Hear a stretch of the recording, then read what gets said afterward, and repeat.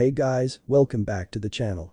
This is a story about what if Naruto was a samurai in high school DxD.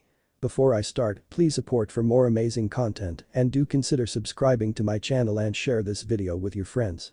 This is written by EternalKing and link in description and support writer. Let's start the video. Chapter start. Match. The two kendo practitioners came to a stop when the referee called that. Stepping away from each other, they bowed to each other respectfully. The one who had scored the hit to the opponent's head to end the match reached up to remove the kendo helmet he was wearing. But the helmet removed, the participant's head and facial features were revealed. Bright, spiky blonde hair was released. The unique whisker mark stretched from the wide smile he was sporting. "You really gave me a run, Kimiko. I barely managed that last shot," the blonde said animatedly. His opponent removed their own helmet, showing that she was a female slightly older than the blonde. Kimiko was the captain of the Kuo Kendo Club. Breathing deeply and wiping off her own sweat, she then looked him in the eyes as she replied, "Thanks, but we both knew you were going to win. Your speed is ridiculous, Naruto. I can barely keep up when you get going." Rubbing the back of his head, Naruto chuckled sheepishly at that. Better not tell her he was making sure to control his speed and reflexes, otherwise she wouldn't have stood a chance. He quickly commented, "I might have speed, but you definitely got the skill. I could never do half the stuff you managed." "Well, you aren't exactly trained in kendo, you just dropped by. I certainly wouldn't want to be your opponent in a fist fight where you are trained," Kimiko pointed out. "Thanks for the spar, Kimiko," Naruto happily told her. "You know it's no problem. We have to thank you somehow for all the work you put into us." She blushed a little. Despite him being younger, he was rather attractive in her mind. Naruto shot her a grin before he walked over to a bench on the sidelines. Sitting down, Naruto allowed himself to relax slightly. He quickly got started removing the restrictive pieces of kendo equipment Kimiko had forced him to wear. Wiping sweat from his forehead, Naruto leaned backwards and took a few deep breaths. "Senpai. I have a towel for you," a quiet voice spoke up from beside him. Naruto looked over to see one of the first years that had purple hair. Taking the towel, Naruto gave her a bright grin as he replied, "Thanks. I appreciate it." The girl blushed but then stuttered, "Why, your phone was also ringing." I didn't look in it. "Oh, of course. I just thought you should know." "Thanks," Naruto said as he took the phone she was holding out. She quickly moved away, seemingly embarrassed. Naruto just chuckled before he wiped his face with the towel she gave him. He then checked his phone for the email he had received. "Kid, some issues have come up on my end. I'll be a day late. Just warning you. I won't be home tonight like planned. Have fun, hopefully with some girls. I fully endorse you having as much fun as you want while I'm away." Naruto stopped reading there. He didn't feel like reading a paragraph of encouragement to have fun that's just Jiraiya being Jiraiya. Placing his phone down, Naruto contemplated the last few years. The villages had gone on the offensive to the Akatsuki first. Because of Naruto's brashness, he inadvertently uncovered Akatsuki's plans. Before war could really break out, the man in the spiral mask had been the target Naruto and some others ambushed. Unfortunately, things didn't end well, and a collision of multiple time and space justice had sent them traveling to another world. Naruto and Jiraiya ended up being dropped in the mountains near Tokyo. It had taken them a while to figure out the situation after that, but they managed. Their summoning still worked, but it took far more chakra. Jiraiya had been able to send a status update to Tsunade and had even been able to be reverse summoned back to their original world. Naruto was not so lucky. Reverse summoning worked by the same principles as regular summoning. The more powerful the person or animal being summoned, the more chakra it took. Originally, any high-level toad had been capable of summoning Jiraiya in their original world, but in this world only the two elder toads could manage to summon him. It apparently left them exhausted as well. Naruto was even worse, with the Kyuubi in his gut alongside his own massive chakra reserves. No toad would ever be capable of reverse summoning him. Basically, Naruto was stuck in this world till the toads and Konoha figured out a more efficient means of traveling the worlds. With Naruto stuck, it was only natural that Jiraiya had to stay as well. Unfortunately, the world had a language different from their own. Their world had a mix between Japanese and English, so in order to more efficiently learn the languages they had to learn both. Even with shadow clones, it had taken a full year to get the languages down right. Eventually, Jiraiya decided that his students shouldn't miss out on human interaction and thus sent him to school. He even forbade Naruto from using shadow clones to ditch class and sometimes homework, but not to study. First off, Naruto actually decided to learn some manners. If he was gonna be Hokage, he couldn't always be a rude little shit. He could only be a rude little shit when it's time. Next, Naruto made some good use of the shadow clone secret to make sure he wasn't known as stupid like the last time he was in school. Finally, he started his crusade to make friends at the school. He did this mainly by visiting clubs. Despite not actually joining any, Naruto made it a habit of participating and helping in many different clubs after school. With that, Naruto was capable of interacting with many different students. Naruto liked to think he succeeded. He certainly had a good number of friends and many acquaintances. He had even succeeded in the romance department since he decided that he would rather help Sakura get Sasuke and have her punch the jackass and not him. The Kendo Club was one of his more frequent haunts for a number of reasons. Naruto focused on the physical clubs, allowing him to train some in the process of socializing. Kuo was noticeably lacking in clubs directly related in some form to fighting, so the Kendo Club was one of the best training opportunities for Naruto. The Kendo Club was nearly all female as well. Naruto wasn't sure why, but he tried not to question it. While not a huge factor, it was nice to have some eye candy seeing as Jiraiya rubbed off on him.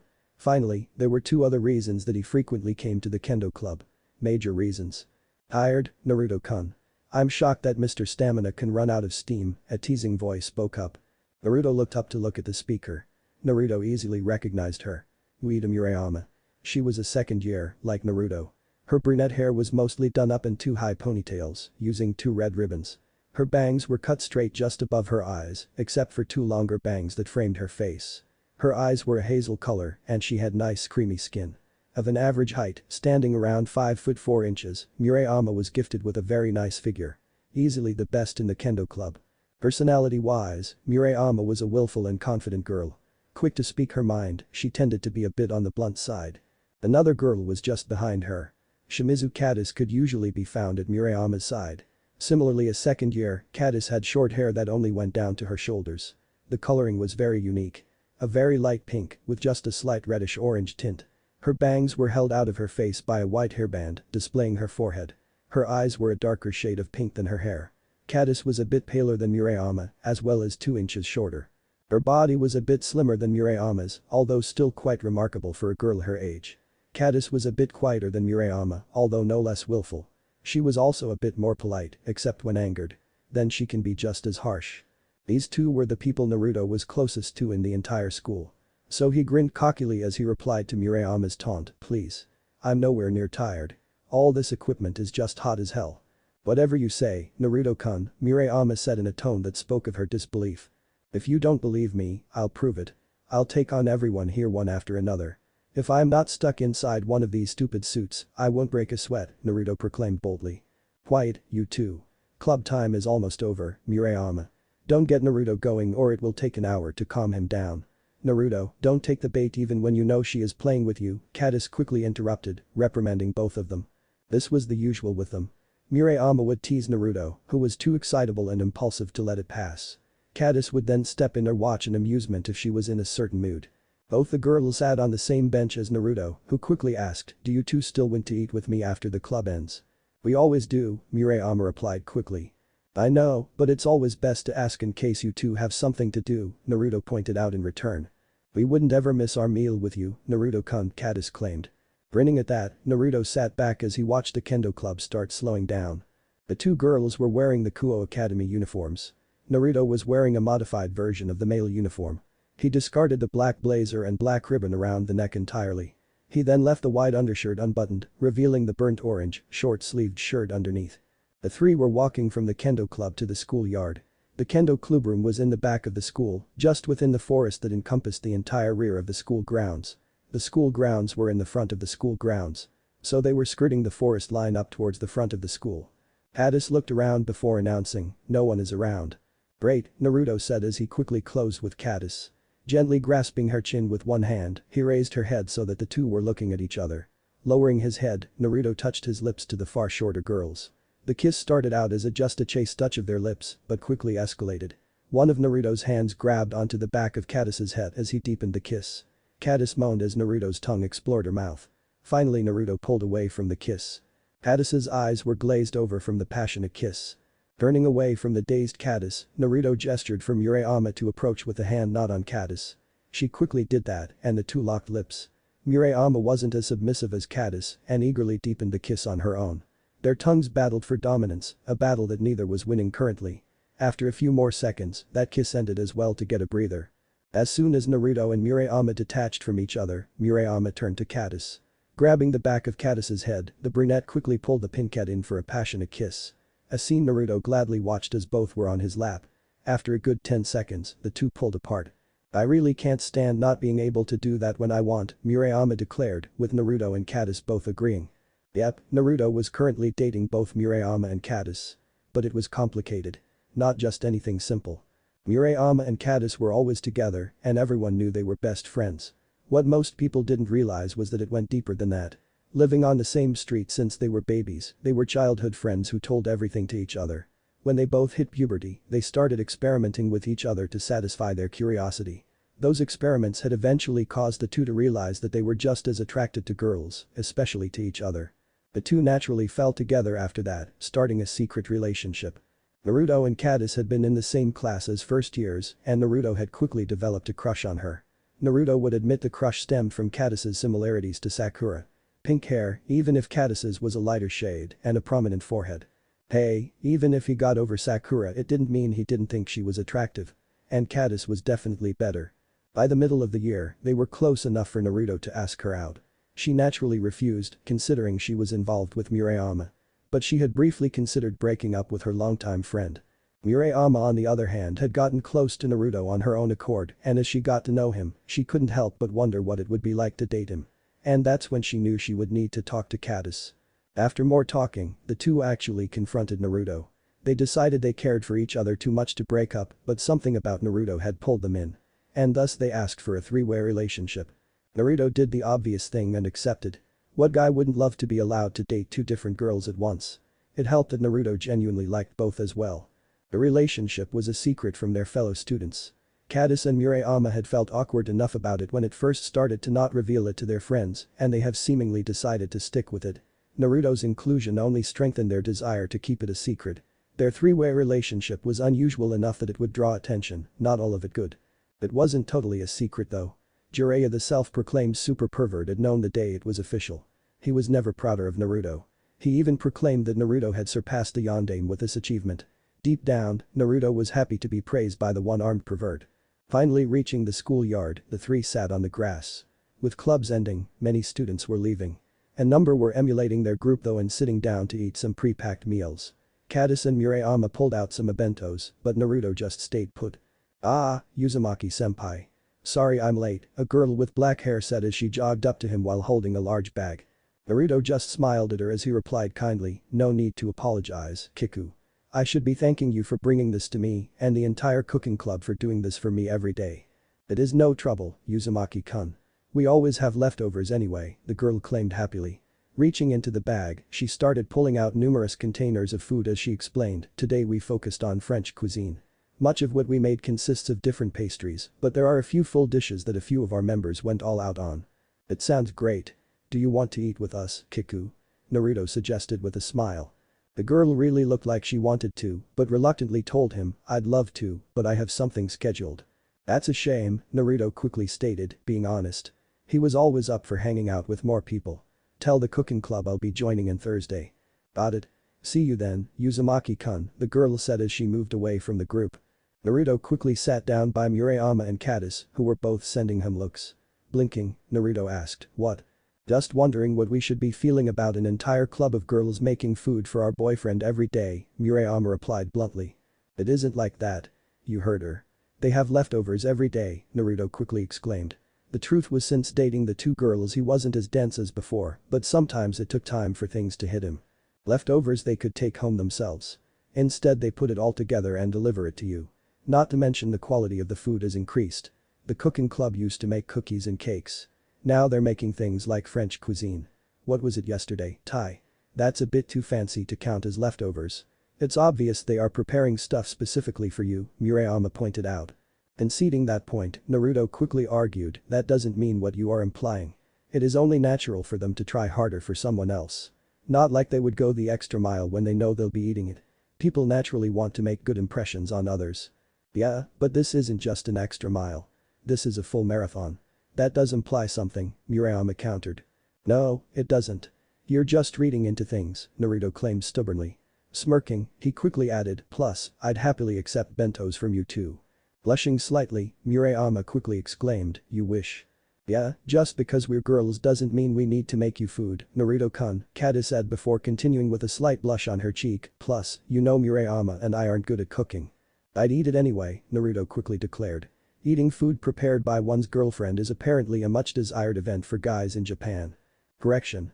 Just eating food made by a girl with you in mind is enough for most guys in Japan. They don't need to be dating, and you are currently eating the food no less than 24 girls made specifically for you. You've already succeeded in that male dream, Murayama explained. Looking at the food, Naruto shrugged in acceptance of those words. He still shot a bright grin at the two and declared, still, I think being able to eat the food you two made would be much better. Both of them blushed at that. Pouting, Caddis exclaimed cutely, Moo, if you say things like that you might regret it. Our cooking is really bad, so don't tempt us with your cute smile and heart-pounding words. Naruto just laughed happily before he replied, don't worry. I can eat anything. Especially if it is made by you two. As long as it wasn't expired he could practically eat anything. The three eventually started eating their respective meals. Eventually the girls were snagging stuff from Naruto's lunch as well though. Naruto started to playfully try and protect his food from them, but then it just evolved into a game. At least until Murayama caught sight of something. Growling slightly, she grunted out in annoyance, ugh it's them. Naruto and Caddis quickly looked to see what she meant. Caddis quickly let out a dismayed groan, while Naruto just chuckled. It was the perverted trio although they had a number of different names along the same lines. Basically, they were three massively perverted students. Naruto wouldn't say they were the most perverted students in school. Nearly every male student in Kuo came because of the multitude of females, and conversations in the locker room could become downright randy. These three didn't even attempt to hide it though, brazenly flaunting their perverse thoughts and dreams. Murayama and Caddis, like every female at Kuo, despised them. Naruto did not like how they did things without even considering the opinion of the females in question. Sure they were technically like Jiraiya, but Jiraiya had more standards. And it wasn't like he was ever caught like the teens. Jiraiya may have researched without permission, but it's not like he ever actually blackmailed or made direct references to those he peeked on. The three were just standing a short distance away, staring at the group mournfully. Sighing, Naruto called over, if you are going stare then you might as well come over and sit down. Wait. What? Murayama angrily demanded. Sighing again, Naruto told her calmly, calm down. I feel sorry for them. It won't hurt to let them sit and eat with us. And this way he could keep an eye on them. It might. Seriously, those three must have some disease, Murayama declared furiously. Stop exaggerating. They're perverts, not lepers, Naruto said. Same thing. Just give them a chance, Murayama, Naruto requested simply. Looking at the similarly displeased Caddis, Naruto continued, I'm not saying to ignore their perversion, but don't focus on it so much. Why not just calmly sit down and have a lunch with them? Has any girl in the school even attempted to get to know them? As people they at least deserve a chance. They were perverts. Of that there was no question, but that doesn't mean they should be avoided like the plague. Perverts can still be good people. Jiraiya was a prime example of that. Probably the most perverted man Naruto's ever met, but he was still one of the best men Naruto had ever met. Plus, it wasn't like everyone wasn't a bit of a pervert. Naruto barely even thinks about perverse things in his daily life, but his relationship with Caddis and Murayama had shown Naruto had a very strong perverse streak himself. Murayama and Caddis had similar perverted sides when in private and in the mood. It's only natural for people to be interested in sex, especially at their age. Even if people tried to act like it was something shameful. The two girls didn't look happy with his argument but apparently couldn't argue. Murayama turned away while crossing her arms petulantly, while Caddis reluctantly told him, if it was anyone else we wouldn't even consider it, Naruto-kun, but alright. They can come eat with us. Thanks, Naruto said happily. Turning back to the trio, he waved them over again. The second sign was enough to send them scurrying over. As soon as they sat down, Naruto told them, there is plenty of food, so you can have some if you want. Thank you, Uzumaki-sama, the three quickly exclaimed pitifully. Apparently the three weren't used to acts of kindness, which only made Naruto pity them all the more. None of that Sama stuff, Naruto quickly informed them. Only Caddis and Murayama used that for him, and that was only during a certain mood and activity. He quickly continued, just call me Naruto. I'm not one for politeness. Got it, Naruto, the three spoke in unison. Naruto nodded in satisfaction. He never quite got how Japanese refer to each other. In the elemental nations, they typically used a person's given name unless they were a higher rank. Plenty of the girls in the school still refused to call him Naruto since they feel it would be too forward and impolite. One of the reasons he hadn't been well liked at first was because he almost always used a person's given name. He hadn't changed that habit, but people had eventually gotten that it was simply a sign of friendliness for him. Murayama quickly growled out, you are on thin ice, perverts. If it wasn't for Naruto-kun, you wouldn't be here. Calm down, Murayama. Let's just all eat and have a friendly conversation, Naruto said peacefully to calm the two irritated girls down. Apparently the presence of the three perverts alone was unpleasant for them. But that the group started eating, the three perverts taking some of the pastries from Naruto food. Cadis and Murayama started eating, clearly trying to ignore the presence of the three. Naruto's examination was cut short when all three of the perverts burst out in tears while eating in sync. Getting distracted, Naruto asked, "What the hell's with you?" "No, not at all. This might just be one of the most magnificent moments in our life," Issei declared. "They eat food hand prepared by girls," Mitsuda continued. "We can taste the care and feelings that went into the food. It's amazing," Motohama finished. "Don't forget that any feelings in the food were meant for Naruto-kun," Murayama quickly informed them. She then continued, "In spite, no girl would ever cook you three food. You are only eating that because Naruto-kun is letting you." Ouch. That was harsh, but they really did not like the trio. In the same classes as these three, they were frequently subject to their perverted machinations. Issei started to cry while Mitsuda shot to his feet and declared angrily while pointing at Naruto, "It isn't fair, damn it. Why does this guy have so many girls cook willing to for him? Wow, talk about a change. A minute ago he was calling Naruto-sama and now he's insulting him. Strike one against the trio." Addis then exclaimed just as loudly, "Maybe it is because people actually like Naruto-kun. He's nice, generous, friendly, optimistic, helpful, and funny. He's also both athletic and good-looking. Completely unlike the rest of you." He had to smile at that. Kibayudo was the king of Kuo when it came to appearance. But while Kiba was polite, he never made any attempts to actually befriend his fellow students. He very clearly chose to isolate himself. Most girls still liked him, but it was the distant admiration one might have for a TV star. Naruto was the opposite. He wasn't drop-dead handsome. He wasn't the funniest or the smartest. However, he was probably the nicest guy. He was always willing to help someone and he was always so damn cheerful. He involved himself with all of the students and it was no exaggeration to say that he knew just about every student in the school. Naruto just had too much charisma for normal civilians to handle. Murayama quickly continued where Cadis left off, he also isn't a pervert who insists on bringing porn to class, peeking on girls, and overall being an annoying pest. Murayama, Cadis. That's enough, Naruto said firmly. The two reluctantly sat back down. Naruto then turned to Mitsuda and continued, "And can you please try and be civil as well? This is supposed to be a relaxing meal." Mitsuda reluctantly sat down as well. Naruto quickly started up a conversation about their schoolwork. They were all in the same class, so they all had similar homework. For a time a peaceful conversation ensued, but Naruto eventually asked why they were still here. "I'm in the photo club, so I just got finished with club activities," Mitsuda claimed while holding up his camera. "Club activities? You mean taking pictures of girls in their bloomers?" Murayama grumbled to herself. Naruto ignored her in favor of looking at Issei and Motohama and asking, "What about you two?" Issei rubbed the back of his head as he sheepishly admitted, "We've just been watching the other clubs."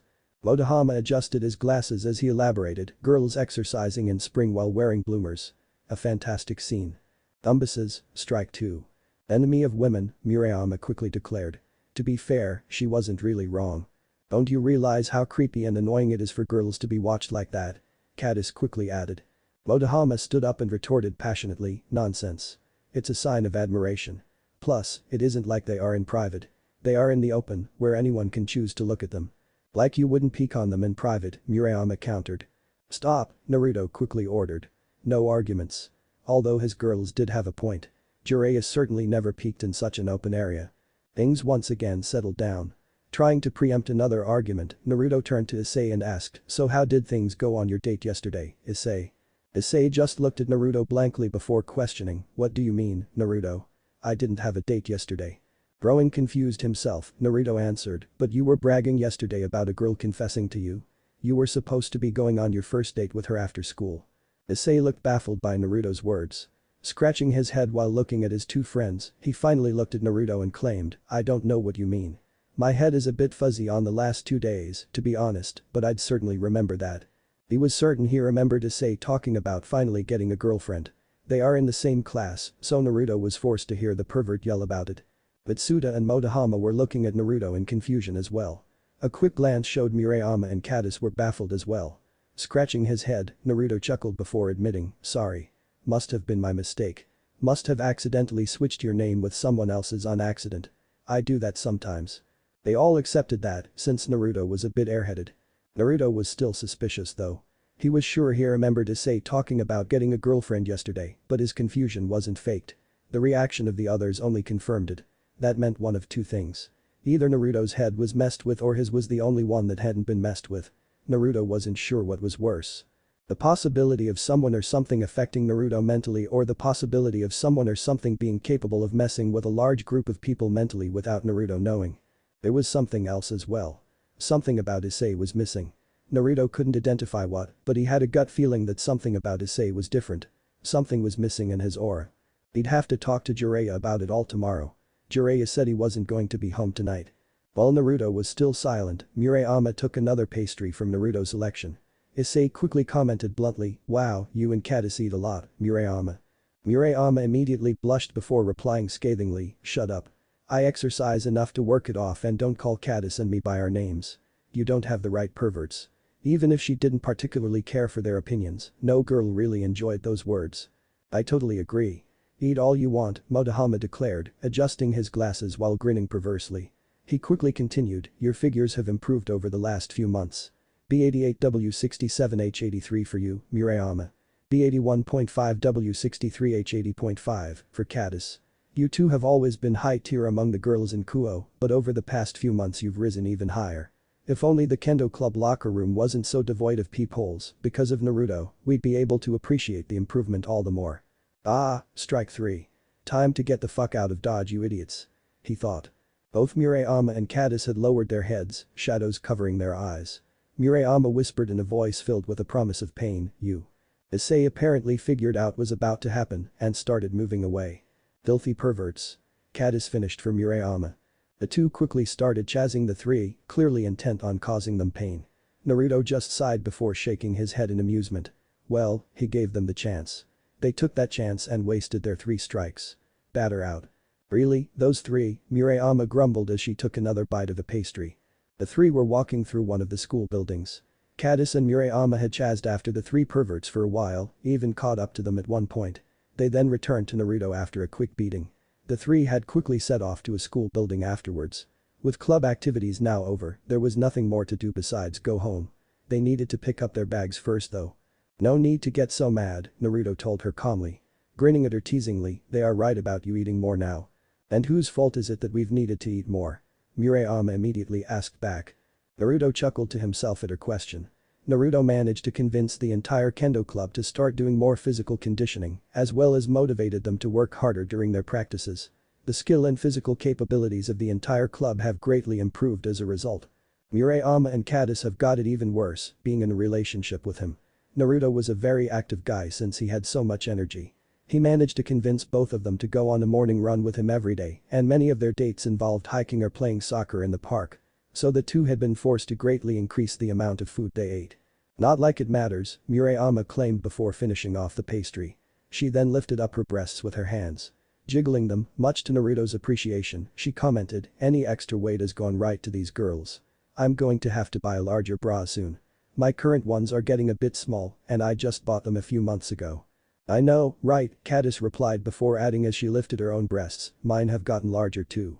My waist is thinner too." Motohama hadn't been wrong earlier when he said their figures have improved over the last few months. They had always been above average in that department. Staying fit through physical exercise had given both of them athletic forms that Naruto found to be very pleasing. Those figures have only blossomed further from the change Naruto provided to their daily lives. Exercising more and eating more had seemingly allowed their bodies to fill out more to create even more of an Hercules figure. The thought which caused Naruto to smile. While he was capable of appreciating any body type, their increased proportions were very welcome in his mind. Naruto took a moment to appreciate their figures. The taller Murayama was the one particularly gifted in the chest department. By now she was one of the bustiest girls in Kuo. Not that Caddis wasn't gifted in that department. Her breasts were large too, but her real strength was in her ass and legs. He couldn't help but grin that these two were his. His distracted thoughts caused a problem as the trio rounded a corner. Naruto felt himself walk into someone.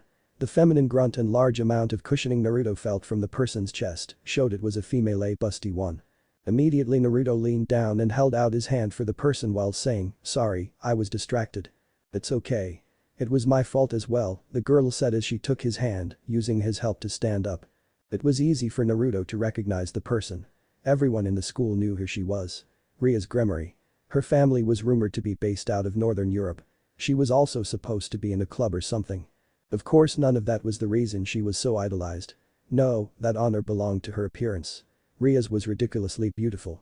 The feature that stood out most to Naruto was her long crimson hair that went down to the back of her thighs. Her eyes were a mesmerizing blue color with a slight tinge of green. Flawless, creamy skin combined with perfectly balanced facial features to give her a face that was almost too perfect. Standing at 5 foot 8 inches, she was taller than the average Japanese girl.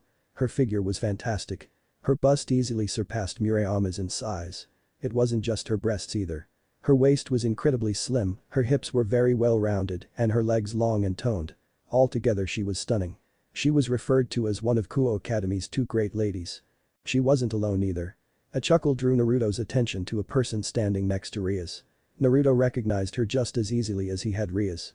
Himejima Akeno. The second of Kuo Academy's 2 great ladies. Like Ria's, Akeno was stunning to a degree that was almost inhuman. Where Ria's had the foreign princess look, Akeno was the traditional Japanese beauty. A Yamato Nadeshiko, she had long black hair that was done up into a high ponytail, tied with an orange ribbon. Her hair was so long the ponytail nearly fell to the floor. Her eyes were purple, and her blemish-free skin was slightly paler than Ria's. She was 2 inches shorter than Ria's, 5 foot 6 inches, which was still on the taller side for Japanese females. Possibly Akeno's main characteristic were her breasts.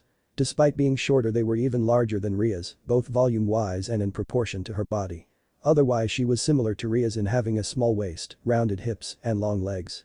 Naruto looked at Ria's and said, "Once again, I'm sorry for knocking into you, Gremory-san." Naruto tried to circle around them to leave, but was cut off when Ria's commented, "Gremory-san. Every rumor I've heard about you, Uzumaki Naruto, indicates you almost always use a person's given name. Is something wrong with my name?" Naruto looked at her guardedly as he inwardly swore a little. He automatically explained in his best breezy voice, "I am rather forward, but I try to not be impolite. We've not spoken 2 words to each other before. It is only natural I call you Gremory-san." He hoped that would appease them. "Nonsense. I do not mind. You can call me Ria's," she quickly stated. Before he could respond, she looked at Caddis and Murayama and continued, "You 2 are Ueda Murayama and Shimizu Caddis, correct?" Yes, Murayama and Caddis spoke respectively. Both were anxious, as they too were not immune to idolizing the girls in front of them. "You 2 can call me Ria's as well. I know we haven't spoken before, but I'd like it if we could become friends in the future," Ria's claimed with a friendly smile. They both agreed right away. They never dreamed that could happen. Lifting her hand to her mouth as she chuckled, Akeno finally spoke up by saying, "This is such a nice scene, I simply can't stay out. You 3 can of course call me Akeno." "Hi, Akeno Onasama." "Thank you, Akeno Onasama." Both Ria's and Akeno then turned to Naruto. While Ria's looked innocently friendly, Naruto clearly saw amusement in Akeno's eyes. Grabbing Murayama and Caddis's hands, he pulled them away as he said, "Thank you, Ria-senpai. Akeno-senpai. Sorry we can't chat, but we need to get going." After they went down the hallway and turned a corner, Murayama and Caddis forcefully came to a stop. Pulling their hands free, both squealed. Murayama quickly declared, "Oh my god, oh my god, oh my god. Did that really just happen?" "I think so," Caddis returned. "I can't believe that just happened. Those 2 talked to us. They gave us permission to call them by their names. They even talked about becoming friends in the future," Murayama raved gleefully. Leaning against a wall, she added with a dopey smile, "Best day ever." "I know," Caddis said with a blissful smile. Naruto just watched their elated rantings with a deadpan. Raising a hand to massage the bridge of his nose, he grunted out, "I still don't get why you 2 and everyone else worship those 2 so much. Yeah, they're almost inhumanly beautiful and busty, but there is more to life than appearances. You just don't get it, Naruto-kun. They're perfect. Smart. Elegant. Nice," Murayama claimed. "I'm not sure if they can be called nice. They're polite, but certainly not friendly. They barely talk to anyone," Naruto pointed out. Naruto tried so hard to make friends that it never sat right with him, how a number of incredibly popular students clearly chose to isolate themselves. It was fishy. And a little unfair. He never understood why some people just isolated themselves like Sasuke. Although he knew Sasuke had a rather legit reason, it was still stupid. They surely have reasons. They take their club seriously and they are still polite about it. Plus, just a few words from those 2 is enough to make anyone's day, Caddis explained, holding her palms to her cheeks as she blushed just from thinking about the 2. Still not agreeing with them, Naruto couldn't help but chuckle seeing how much they idolized those 2. He finally joked, "Do I need to worry about those 2? You 2 aren't going to try and get them to join the relationship, are you?" Naruto meant it as a joke, but Caddis quickly exclaimed, we wish. We wouldn't dare approach them in such a way. How amazing would that be though? It's like a dream, Murayama added. She blushed as her eyes glazed over. She then turned to Naruto and announced in a dead serious voice, I'm serious, Naruto-kun. If you could seduce either one of those two, we would do anything you wanted in bed for the rest of our lives. Caddis nodded as she stated, they wouldn't even need to do stuff with us. We aren't sure if they like girls, but just the opportunity to talk to them and get close to them would be worth anything. Okay, now you two are worrying me. This is going from simple admiration to hero worship, Naruto remarked in an unnerved tone. He quickly added, I'm not seducing anyone. Pooh. Shouldn't you be jumping on this, Naruto-kun? This is a dream for guys. You'd have a harem if you managed to seduce one of them. 3 girls. Where is your male libido that requires you to stick your tool in as many girls as possible? Murayama argued. Caddis agreed. The 2 girls would not mind at all if Naruto had just out of nowhere brought the 2 one-isamas into the relationship. Naruto just stared at his 2 girlfriends with a deadpan stare. Finally he just turned around and started walking away as he called back, let's just get our stuff and leave. It wasn't exactly a totally unappealing idea for. He was a guy, so a part of him was salivating at the idea of dating so many hot babes. He was a bit put off by the weirdness of the situation though. It took him a while to accept the idea of dating 2 girls at once. To then have those girls suggest he get another just made the whole situation odder. Naruto had been denied a normal life from the moment the Yondaime sealed the Kyuubi in him. So while this was unexpected, it wasn't impossible for him to swallow. He just wasn't too thrilled with their candidates. Yeah, Rias and Akeno were amazingly attractive, but he cared about more than just attractiveness. And yeah, he really meant that. After all, Sakura was pretty, but not that pretty. It also wasn't just because he didn't trust those 2. He didn't even know them.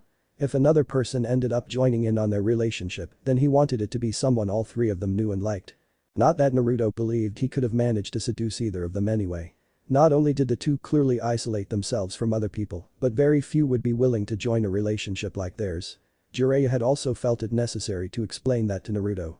Murayama and Caddis were the first girls, so they had the time to adjust to the idea of it all.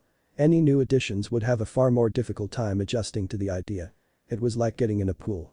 Murayama and Caddis had the time to slowly submerge themselves in the water. Any new girls would basically be jumping straight in. It would take a very special girl to accept being a part of what looked to be a harem of Naruto's, even if it technically wasn't a harem situation. Naruto decided this wasn't worth spending a headache on, so he stopped thinking about it.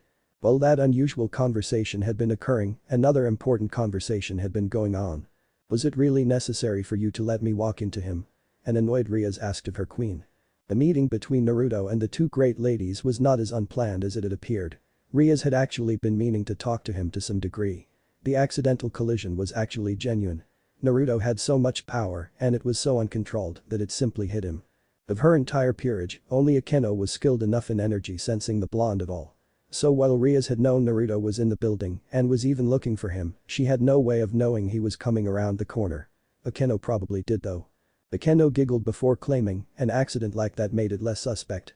If you just walked up to him and started talking to him, it would have been suspicious. It was a good thing I did too. He was quite wary of us. Yes, he was very guarded, Rias agreed with a sigh. She quickly added, those 2 were very easy to talk to. I think our only shot to reach Naruto is to go through them. Yufufufu. How devious of you, but you, Akeno commented after giggling. I don't like thinking like that, Rias claimed with a frown. She honestly hated manipulating people. But with what happened to Issei last night, Naruto Uzumaki is my last option. I need him to join my peerage. Rias had come to the human world along with her friend rival Sona to build her peerage. If only it was that easy. After starting Kuo, Rias had started scouting the city for potential servants. Sona had done something different and instead focused on investigating the students of Kuo. Apparently Sona had suspected there wouldn't any battle-worthy servants in the city like Rias had believed. After several months the disappointed and disgruntled Rias had been forced to concede the lack of potential servants in the city. She turned her gaze towards Kuo, only to find that Sona had both identified and recruited all the best prospects. Rias to this day still considered that her worst defeat at the hands of her rival, and her pride still stung to recall it. With her options running out, Rias had been forced to look through the students for someone Sona had missed. After months and months of diligent effort, someone appeared. Hi do Issei. Rias eventually started suspecting that he had a sacred gear. The reason Sona missed him and Rias couldn't be sure was due to his pathetically low power level. If he did have a sacred gear, there was no guarantee it was even combat ready. Overall, Ria simply hadn't had enough information to reincarnate Issei. The arrival of fallen angels on the scene had presented an opportunity. It was well known Azazel, the leader of the fallen angels, studied sacred gears. Thus the Grigori had access to advanced sacred gear scanning systems. So when a fallen angel in disguise asked Issei out on a date, Riaz had decided to make use of the situation. By observing the behavior of the fallen angel, Riaz had been sure she could find out if Issei had a sacred gear. And if he did, whether it was a battle-worthy one. There had been no downsides. If the fallen angel left Issei alone, then Riaz would know for certain that he either lacked a sacred gear or it was a useless one. If the fallen angel killed him due to having a powerful sacred gear, Riaz could just revive him. If the fallen angel tried to take Issei to the Grigori, once again due to having a powerful sacred gear, she would interfere and take him herself. She'd felt so clever, using the moves of her opponents to her own gain. No plan was ever perfect, as she once more made a mistake. Riaz had spied on the date and became certain Issei had a sacred gear from the behavior of the fallen angel. When the end of the date came, the fallen angel had put Issei to sleep with a spell. Riaz had been prepared to interfere if the fallen angel tried to kidnap him, but had been surprised when the fallen angel instead unrolled some sort of paper. Pressing the paper to Issei's chest, Riaz had watched in horror as the paper glowed and pulled out a red gauntlet of some kind. The fallen angel had removed Issei's sacred gear. Riaz had jumped out to try and interfere, but the fallen angel had only smirked at her smugly before teleporting away. Riaz even recognized the sacred gear from her studies when trying to discover Issei's gear. The boosted gear, one of the 13 Longinus. Riaz had spent the entire night lamenting her failed opportunity to gain a Longinus wielder as a peerage member. At least there was a small bright side. Issei had survived the extraction, despite the removal of a sacred gear supposedly killing the victim. They had just dropped him off in his home and he didn't remember a thing today. She was happy he at least survived because otherwise she would have wasted a pawn on him. Not to be mean, but without his sacred gear, Issei wasn't even worth a single pawn piece. Average physical abilities, below average intelligence, no useful skills, and the lowest magical potential Riaz had ever seen. As a Longinus user, Issei would have been priceless even with his shortcomings. Without his Longinus, Issei was near useless. Sighing, Riaz commented, getting Naruto to join us won't be an easy task. He is clearly wary of us. I don't believe he is aware of our status as devils, but he clearly knows we aren't normal. So what are you going to do, Riaz? Akeno asked seriously. I can't waste time. Tomorrow I'll ask Udo to bring him to the clubroom. Along with those other two. Right now I feel those two are my best bet to recruiting Naruto. Plus, their potential has improved quite a bit over the past few months. They'll actually be useful as pawns, Riaz explained. Yufufufu. You seem unusually proactive, but you, Akeno remarked with a chuckle. Riaz frowned as she replied grimly, I have to be. I don't have time to fool around anymore. With that she left. Akeno stood alone for a few seconds as her smile dropped and she shook her head. Her king would not have this problem if she did not simply have such high expectations and actually acted. The redhead was spoiled by the fact that most of her peerage was very valuable since the start and that she didn't have to work for it like Sona or the others. Chapter start. Naruto was in a rather good mood despite the encounter earlier from school. Why? He was currently shacking up against both his girlfriends at school on the teacher's desk at night. Currently both were kneeling down with their shirts open and their breasts grinding on him. How unfortunate that his pleasure would be cut to a stop. Someone is coming. He got careless. In his pleasure he didn't notice in time. What? The two girls exclaimed as softly as possible. Then they were out of time. The door to the classroom opened. They turned in resignation towards the intruder. Ara. One of the greatly admired idols of the school was both startled and turned on. She had been wandering the streets for some personal fun time things when she noticed Naruto was at the school for some reason. They knew so little of Uzumaki Naruto that the opportunity to learn a bit more couldn't be wasted. She found something amazing, but certainly nothing she would ever be expecting. The topless Naruto with his crotch covered by the two topless beauties' breasts that from what she could see, were covered in semen. She blushed. Oh my, she seemed to have interrupted a threesome. Even she wasn't capable of stopping the blush from staying on her cheeks. Her mouth also opened and closed a few times without any words coming out. What do you say in this situation? Finally she managed to recover enough to formulate a comment. Smiling calmly, she raised a hand to her cheek as she remarked in her one-sama voice, how naughty of you three. But do not worry. I won't tell the teachers. Naruto wasn't amused. Not only because his fun was stopped. He knew that she had a more devious reason for coming to him. Feeling Naruto's intense gaze on her, Akeno decided to beat a hasty retreat. This was a bit too awkward a situation to recover. Better wait for another opportunity. Plus, they, as in Riaz, could use this information. So Akeno closed the door after exclaiming, "I'll just leave you three to it." Naruto sighed as the class broke up. School had just ended, although for Naruto it had passed in a blur. The previous night had ended badly. Murayama and Cadis had been far too mortified to continue after Akeno left. Not only at being caught, but by who? They idolized Akeno so much that to be caught by her in that situation was a nightmare. Naruto had understood. Despite having pushed them to do it in the first place, he understood when they actually didn't want to do something. So they had ended up dressing and going home. This left him with some rather bad blue balls that he was going to have them take care of today. Naruto really wished Jiraiya had been at their house. He had really needed some advice on the current situation. He'd have to wait for tonight though. Standing up himself, he walked over to Murayama and Cadis. He then asked, "Meet after club like always?" "Of course. We do it every day." "You don't need to keep asking," Murayama replied quickly. "What club will you be working with today, Naruto-kun?" Cadis asked. Naruto tapped his chin a few times in thought before answering, "I think the tennis club. Kiyomi has been asking me to go again for a while." "Of course she has," Murayama deadpanned. Naruto just rolled his eyes. Kiyomi was one of the girls he was closer to in the school. If he was honest, she was also one of the few girls he had considered as a serious candidate for his harem third year and captain of the tennis club. Kiyomi was both beautiful and Naruto got along with her well. She had a few weird mannerisms, but that only made her more unique in Naruto's mind. He never felt in danger around her despite her secret. But Naruto really wasn't in a rush to get another girlfriend. He was satisfied with what he already had. Although he had a feeling that would all change soon. "Hi. Kiba-kun." Multiple girls squealed that out from the doorway. The three turned to watch in confusion. The discount Sasuke entered the room, calming the girls down.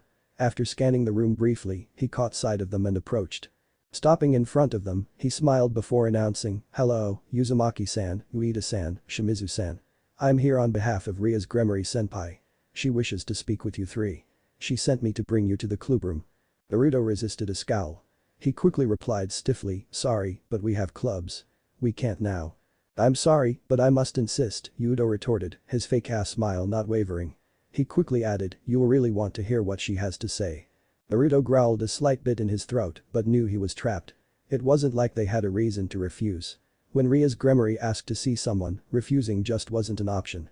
Not in public like this. "Fine," Naruto reluctantly said. Still fucking smiling, Udo turned and started walking as he said, "Follow me." As they traversed the hallways, Murayama and Cadis were whispering to each other. Murayama groaned out, "Oh no, it has to be about last night." Both were horrified about being confronted by this by their idols. "Yeah, Akeno Onasama is in Ria's Onasama's club. She must have told her," Cadis muttered. "How embarrassing," Murayama whispered as she covered her face with her hands in embarrassment. "What do they want to talk to us for?" Cadis asked anxiously. Despite the twin feelings of embarrassment and the lone feeling of anger, they obediently followed Udo.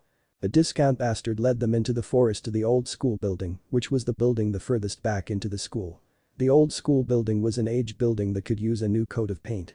It was even labeled as one of the 7 wonders of the school. Despite its aged appearance though, Naruto failed to notice any broken windows or structural issues. It wasn't pretty, but it was solid. That was Naruto's thought until they entered. While the outside was run down, the inside was immaculate. The hardwood floors were polished and the paint on the walls not faded in the least. The stark contrast was only more suspicious.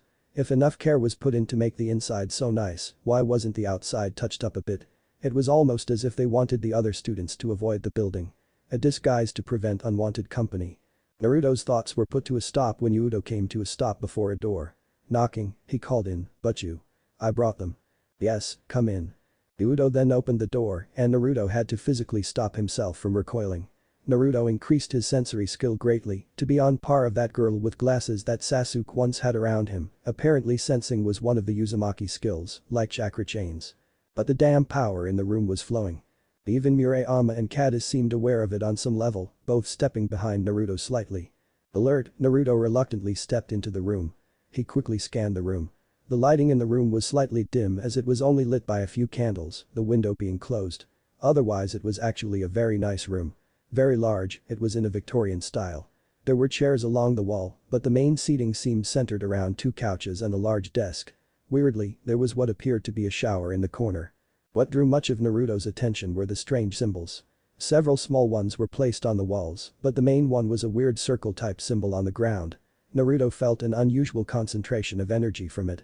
The other sources of the energy were the occupants. Ria smiled at them calmly. She then stated warmly, "Thank you for coming. I have some very important business to discuss with you. Firstly, we should do introduction." Udo smiled at them and gave a small bow as he said, "My name is Kiba, second year. Pleased to meet you. The fake prince was a very handsome guy. Even Naruto could admit that. Blonde hair like Naruto's, gray eyes, and a small mole under his left eye. He was much slimmer than Naruto." "How'd you Kaneko, first year," a quiet voice spoke up. Naruto looked at the speaker. It was a girl with a very small build. Standing at just 4 foot 6 inches, the top of her head wouldn't even come up to Naruto's shoulder. Naruto really had difficulty believing she was 15 years old. She looked 12 or 13. Kaneko had unique white hair that was done in a bob cut except for 2 longer bangs that framed her face. 2 black cat-shaped hairpins were on each side of her head. Her hazel eyes were more yellow than Murayama's hazel eyes. "Yufufufu, Himejima Keno. Third year." The sadist introduced herself. "Ria's Gremory, also a third year. I'm also the president of the Occult Research Club." The redhead smiled. Addis automatically bowed and said, "Shimizu Kaddis. Second year. Kendo Club." "Ueda Murayama. Second year. Also the Kendo Club." "Uzumaki Naruto," Naruto grunted out shortly. "Great. Please take a seat. Akeno will make you some tea," Riaz declared with her bewitching smile. The 3 nervously sat together on one of the couches.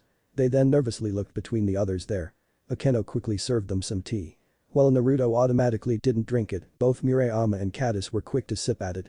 "I once again want to thank you for coming, and I apologize for any inconvenience it might cause," Riaz started. "Can you just get to the point of why you called us here?" Naruto asked somewhat rudely. He wasn't in the mood to hear pleasantries. Not now of all times. Damn it, why did Jiraiya never warn him about these situations? Addis quickly elbowed him in the ribs and ordered, "Manners, Naruto-kun." Riaz just watched this in slight amusement, unbothered by Naruto's demand. It was expected. The amusement faded to cold calculation as she focused back on him though. It was impossible for anyone supernaturally aware to ignore Naruto forever. His level of raw power was ridiculous, in fact the only way to miss it would be within the cloud of power, as it practically made it impossible for those too weak to sense him.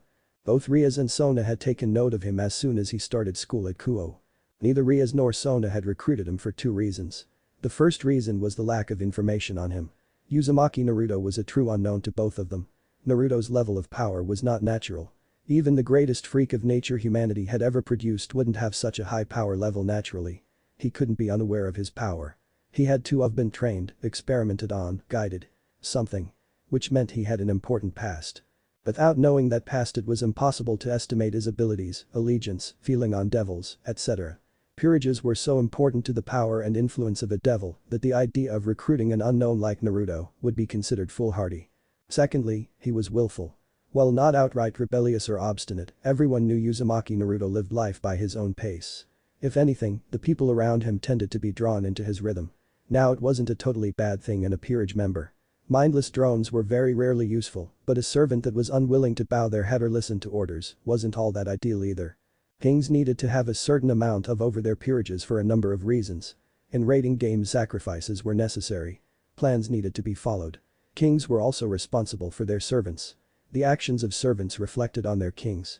A servant simply wasn't allowed to do what they wanted. They had to follow rules. Follow social custom. Altogether neither Sona nor Riaz had been willing to recruit him.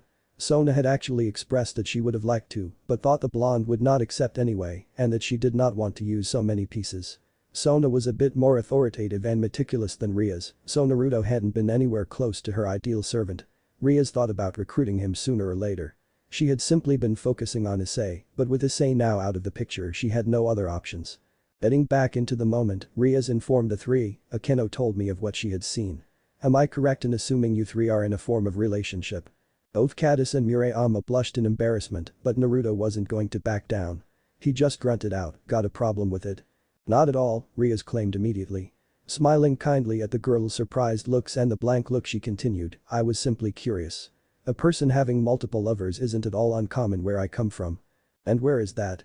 Murayama asked curiously. While it was said Riaz came from Northern Europe, no one knew precisely where. "It is actually a place called the Underworld. You see," Riaz started. Every member of the Occult Research Club revealed their wings. Riaz then finished, "We are devils. And I would like to ask you to join my peerage." Chaos broke out after that. That was all Naruto needed to hear in order to act. He knew what the rest of what was going to happen. He and Jiraiya would have to be completely fucking stupid to not notice at all that the supernatural existed in the time they were there. Sure, the supernatural hid themselves, but it was only the complete ignorance of the normal people that kept them a secret. Considering the power and influence the supernatural had, how could they stay a secret when two heroes jumped planets? The two of them were on good terms with what Naruto referred to as the Shinto faction.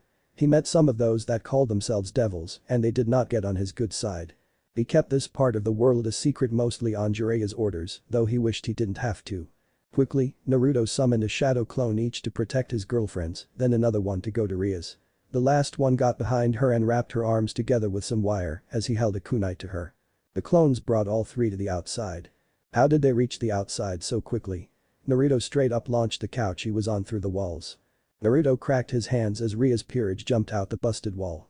Not wasting time, he didn't allow them to prepare themselves as yellow chains emerged from the ground and constricted the devils. Unknown to all, the chains were connected to him by the soles of his feet. Wait. The red-headed girl was calm. At least outwardly she was. Inside was a different story. This was the first time that she experienced this type of pressure. She was trying not to break out in a cold sweat. This was what she had meant about Naruto being a complete unknown. It would have been very helpful to know Naruto might react like this. It would have also been helpful to know he was capable of cloning himself. The surprise of that trick had allowed him to gain the advantage over Ria's. "We did not call you here to fight," Ria said to Naruto and continued, "I assure you, I did not call you here with any ill intent. I know devils. You are supposed to be evil and wicked," Naruto pointed out. "Devils are a race, just like humans. We cannot be summarized in a few words. We are as capable of goodness and we are wickedness, just like humans," Ria's reasoned coolly. "I just called you here to talk." Naruto resisted the urge to call her out on her bullshit. Devils were devils, they could only show so many human traits before their own came out. "Then talk," Naruto barked. "It isn't exactly a conversation that can be held with your knife at my neck," Ria's claimed. "Well, I don't think I care enough about what you want right now. I think we'll just leave," Naruto declared. "Hold on, Naruto-kun," Kata said from off on the side. "I think we should at least listen to her." Grimacing, the clone holding Katis commented, "You can't be serious." "I agree with Katis, Naruto-kun," Murayama quickly added before explaining, "It is clear she just wants to talk to us. You are the one that jumped the gun and started a fight. While the whole devil thing is shocking, I think we should give them a chance. You are a ninja after all. So you can't judge a book by its cover," Katis pitched in. Ria's didn't miss her comment about Naruto being a ninja and filed that away for later. Naruto also noticed that Ria's noticed and swore. He really should have talked to Jiraiya about this. But he thought that the lack of approachment in the first few months was enough for him to never be approached. Naruto thought it over. If he wanted to find out what they wanted, he would have to let her go, but not her peerage. And his chains could skewer them at any moment. The clone shoved Ria's to her chained peerage. "No. Only you," he said when she looked at him. She rubbed her neck. That was one of the most uncomfortable situations of her life, but it seemed to have turned out well enough. She really would have to consider how she recruits new members though. While she could forgive Naruto's actions, she certainly wasn't keen to the idea of being attacked by all her potential peerage members. Sona probably wouldn't have made such a blunder. She was able to confirm a few things though. 1. Naruto is definitely powerful and trained. Her peerage had been surprised, but he still managed very well. She also confirmed the path to gaining Naruto as a peerage member was through Katis and Murayama. They were able to convince Naruto to stay. If she can get them, then Naruto was sure to follow. All the rumors of Naruto portrayed him as loyal and dependable. He was in a relationship with these two, and it was clearly serious for him to be so protective. She hated being so manipulative, but as a king she sometimes had to think logically. It certainly helped that they were good pawn material as well. They had always been on the list of potential peerage members, just very low on the list. Good physical abilities, decent in kendo, reasonably intelligent, and above average magical potential. In recent months their potential had only increased. Definitely due to their relationship with Naruto. Naruto was a very powerful individual. There was an accepted saying among the supernatural community. Power begets power. Not only had history repeatedly shown that powerful individuals gravitate together, but it was well known that powerful individuals make those around them powerful as well. The problem with Katis and Murayama hadn't ever been potential or talent. It had been a lack of proper training and knowledge. So Naruto's inclusion in their life had simply increased the talent and potential that had always been there. Sona would have snatched them up if it wasn't for their close relationship to Naruto. If they were now given the proper training and knowledge they would almost certainly become magnificent devils. Naruto was the real prize here though. They were simply bonuses. Coughing to clear her throat, Ria started explaining to the three, a quick history lesson is needed. Have any of you three ever read the Bible? When all three shook their heads, she continued, well, much of what is written in the Bible is true. In it the three factions are discussed. The biblical God created angels as his servants. When angels fall to sin, they turn into fallen angels. The biblical God cast these fallen angels down to the underworld, the home of devils. Humans refer to the underworld as hell. In turn, the fallen angels started a war with devils over control of the underworld. All the while the angels worked to eliminate both devils and fallen angels. This created a three-way standoff that has since been referred to as the Great War. The Great War eventually ended in a stalemate. There was no peace, but each faction had been bloodied to the point that no one wanted to continue fighting. There are still skirmishes today, but no large-scale battles. As I said, the three factions were greatly weakened by the Great War. Devils especially suffered as a civil war occurred soon after the end of the war. The old Satan faction, which wanted to continue the war, were defeated by the anti-Satan faction, which wanted peace. The civil war cost the devil race so many lives that the future of the entire race was called into question. Devils reproduce very slowly. But so few numbers, it was uncertain whether we could even produce enough children for the next generation. As an answer to this dilemma, Beelzebub Sama, one of the four great Satans, created the evil peace system. If we do not have enough devils, then let's simply create more. That was the idea behind the evil peace system. The evil pieces allows high-class devils, like myself, to reincarnate a certain number of other beings into devils. Specifically, 15. 15 reincarnated devils, which would form my peerage, Riaz explained to them. Leaning forward, Riaz confirmed his thoughts by stating, I called you here to offer you three a proposition. Become devils in my peerage. You wish to turn us into devils? Naruto demanded stiffly. That wasn't good. Yes, Riaz replied simply. She then calmly elaborated, I understand the idea might sound unpleasant or even repulsive, but becoming a devil has many benefits. What benefits exactly? It seems our idea of devils isn't exactly accurate, so can you give us a clarification on what exactly becoming devils would mean for us? Murayama asked, carefully choosing every word. Riaz was happy with the question. Both Caddis and Murayama looked cautious, but still interested overall. Not a surprise. What high school student didn't wish for an exciting life? There would be a number of physical benefits. The reincarnation process physically changes you into devils. The process isn't perfect for a number of species, but it is for humans. While devils look human and are even physically compatible humans, our bodies are generally superior. You would become stronger, faster, and more durable. You could see in the dark, and all your senses would be enhanced. You would also gain access to demonic power, which can be used to perform a form of magic. You would be able to fly through the use of wings. A benefit that many humans care about is an increased lifespan. Devils can easily live for 1,000 years, and living 2 or 3 millennia isn't impossible for a devil, Riaz explained before continuing, there are a number of other advantages as well. As a member of my peerage, you would technically be a part of the Gremory clan. As one of the remaining pillar families, the Gremory clan is one of the most powerful families in the underworld. You would gain financial support if needed, and we would be able to provide aid in other ways as well. You would also be given ownership of a territory within our land in the underworld. Murayama and Caddis seemed very interested now. That was a lot of benefits. Naruto not so much. And what about the cons? Naruto asked suspiciously. That was a little bit too much if there wasn't also some downsides. He would have her tell the cons to try to dissuade the two human girls. He was sure they wouldn't accept if it meant being slaves. Riaz frowned, but still answered honestly, firstly, as a member of my peerage, you would be my servant. Not like a butler or maid, but there would be duties you would be obligated to fulfill. Not to mention you would have to obey our laws. As a devil, you would also gain our enemies and weaknesses as well. Even without war occurring, angels and fallen angels are always a threat to devils. Devils have a weakness to light. Ordinary sunlight will weaken new or less powerful devils. Angels and fallen angels also utilize a powerful form of light magic which both burns and poisons devils. The biblical God also created the heaven system, which punishes devils when interacting with objects or places associated with him, such as churches, crosses, holy water, and the Bible. So you would not only be enslaving us, but dragging us into a war which doesn't concern us? Naruto questioned critically. He knew most of this already, but he wanted to hear things from the devil's standpoint. Firstly, there is no war. We have enemies, but I have no plans to be dragging you off to life and death battles anytime soon, Riaz stated quickly. She then continued firmly, I also wouldn't be enslaving you. You would be my servant. Not a slave. There is a difference. Can you tell us more about devils as a whole? If we would becoming a devils, what things would we need to know? Caddis questioned. Naruto didn't like this. It looked like the two were still interested.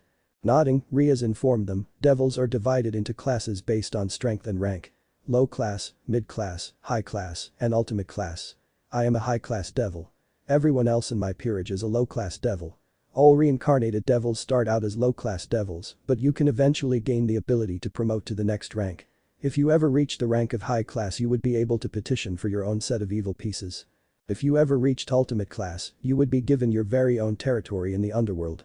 The complete leaders of the devil race are the four great Satans: Lucifer, Beelzebub, Leviathan, and Asmodeus. Under them are the 72 pillar families. Currently only 34 pillar families remain. Pure blood devils, the children of pillar families, are automatically classified as high-class devils. I myself am a high-class devil as I am the heiress of the Gremory clan. What about this peerage thing? There has to be more to it, Murayama asked. The evil P system was created to emulate chess. The high-class devil, myself in this case, is the king. The 15 members of my peerage consist of the queen, 2 rooks, 2 knights, 2 bishops, and 8 pawns, Riaz announced. What is the difference? Cadis asked. Riaz explained the system. From what she could tell, Naruto already knew all this. What piece were you planning to make us? Murayama asked. The question ended up sounding like she had already decided. Pawns, Riaz answered simply. Seeing their disappointed faces, Riaz asked in amusement, you think that pawns aren't a good piece? Well, aren't they? Murayama asked while rubbing her neck awkwardly. Pawns are usually sacrificed as well, pawns. Well, that is somewhat true, I actually didn't tell you everything about pawn pieces, Riaz claimed in amusement. She clarified, pawns are technically the weakest pieces on the board, but they are also the most versatile. When used correctly, they can even decide the game. The special ability of pawns is the ability of promotion. When a pawn enters deep into enemy territory or is given permission by their king, they can promote into any other piece besides the king.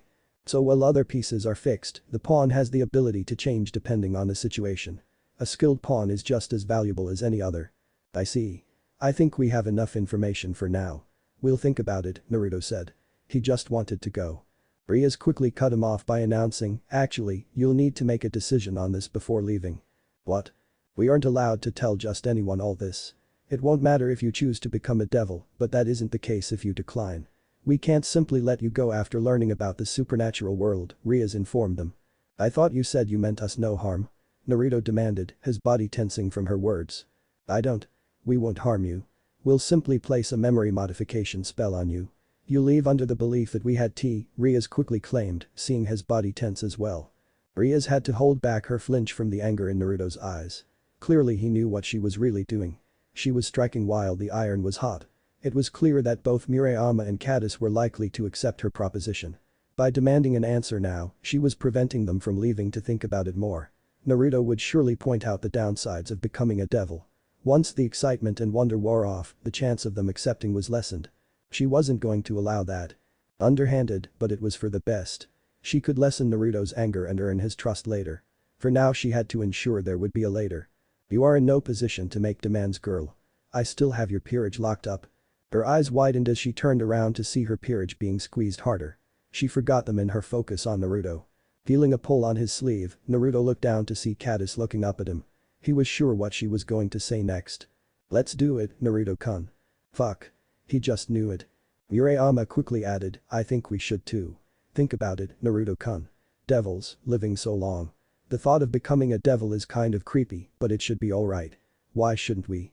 The excitement of it all was acting like a drug right now. Both Murayama and Cadis had told him they wished for a life filled with more wonder and adventure. This was their chance. Right now they'd probably be willing to pay any price. Maybe if Naruto had the time to calm them down he could convince them, but right now? No way. They were decided. And if Cadis and Murayama were going to join, Naruto didn't have a choice. He certainly wasn't going to leave them. Especially with all this devil business. Yeah, Naruto was kind of trapped here. But Naruto was stubborn. He didn't just fight his whole life for acceptance, only to have it ripped apart by some girl who probably hasn't even killed yet trying to manipulate him. But it wasn't going to work. Bulguraya never warned him what to do around the heiress in this situation. While he was sure threatening definitely wasn't one of them, the pervert did tell him to remember to never accept any offers that anyone made. They were shinobi of the Hidden Leaf. Joining any faction in the entire supernatural was essentially shitting all over their headbands. Which he would never do as it was Iruka's. The alliance with the Shinto was one thing as the Shinto were the ones to approach them with some of the knowledge to help them get home. And also because they were desperate for information. What Riaz was asking him to do, even if she did it unknowingly, was to give up everything he was, even his loved ones next to him and at home, just to serve her. But it was more than that.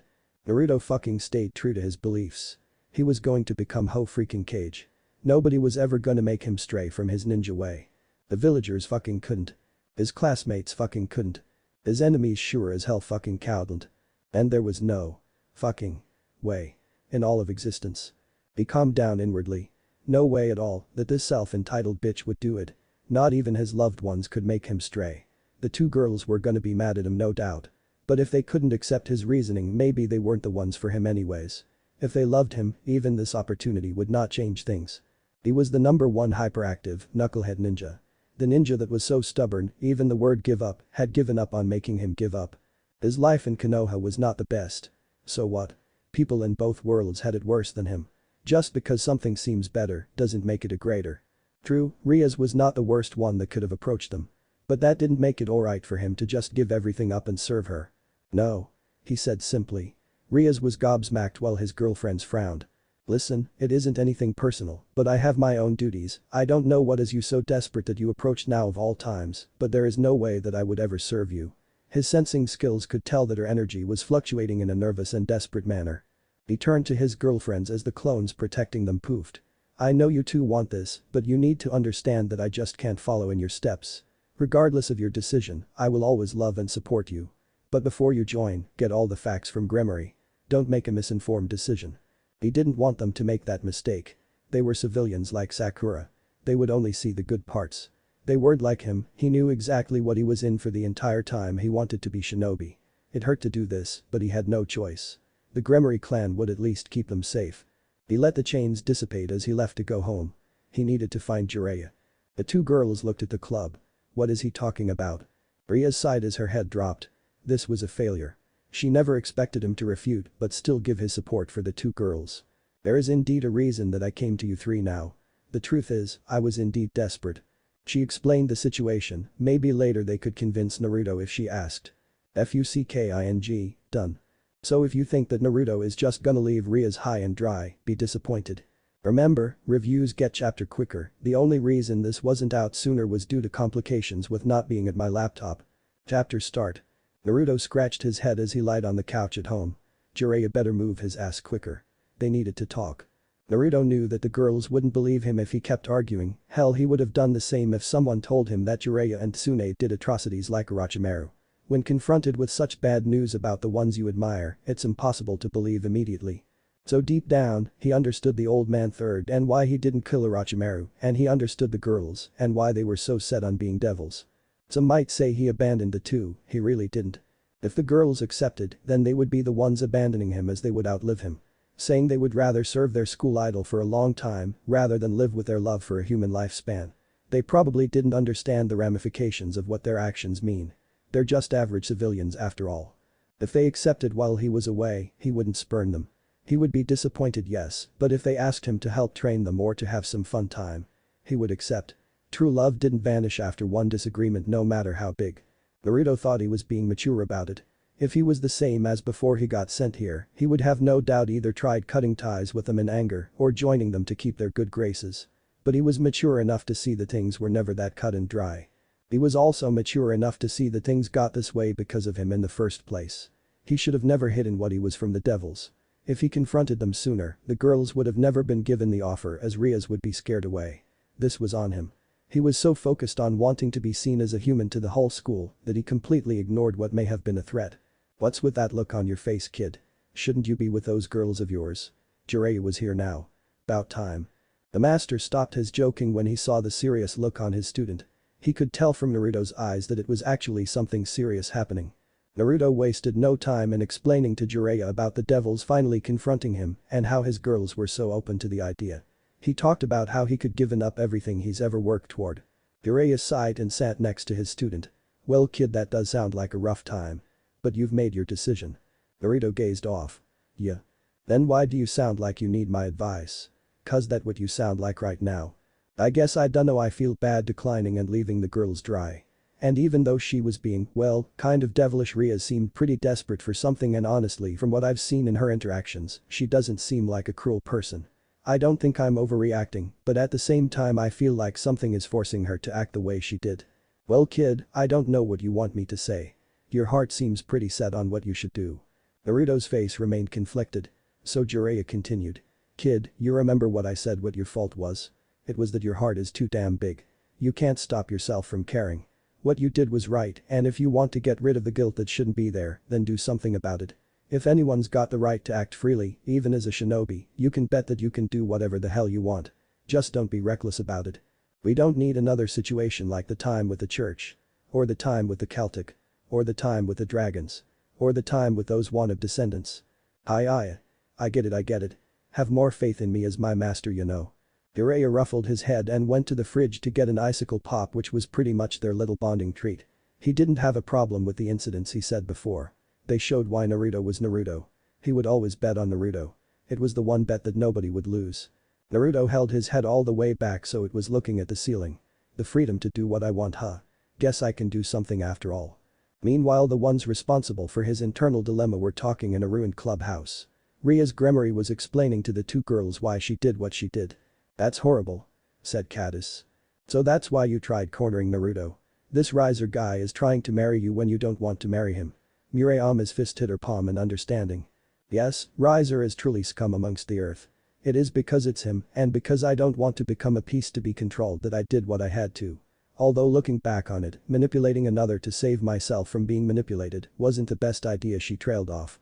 You're right about that at least. Ria swerved around surprised. It was Naruto. She didn't know why he was there given her actions. She did hope it wasn't to do anything to her. She figured Riser was enough of a punishment. But regardless, she needed to do the right thing, something that she felt was right. Uzumaki-san, please forgive me for what has transpired. If you wish for reparations please leave my peerage out of it. They don't deserve it. I do. Jill Devil Girl. I'm here to hear you out. Start with the truth and nothing but. Rias quickly summarized her predicament alongside Naruto's two girlfriends. They explained how soon it would be too likely that Rias would be forced to obey some lecherous playboy. So please, help me. I am sorry for what I did, but I need you. The red-headed girl bowed. Naruto could tell that she was genuinely afraid of what would happen should she lose to Riser. He still thought she was a bitch, but that didn't mean he could just abandon her to her fate.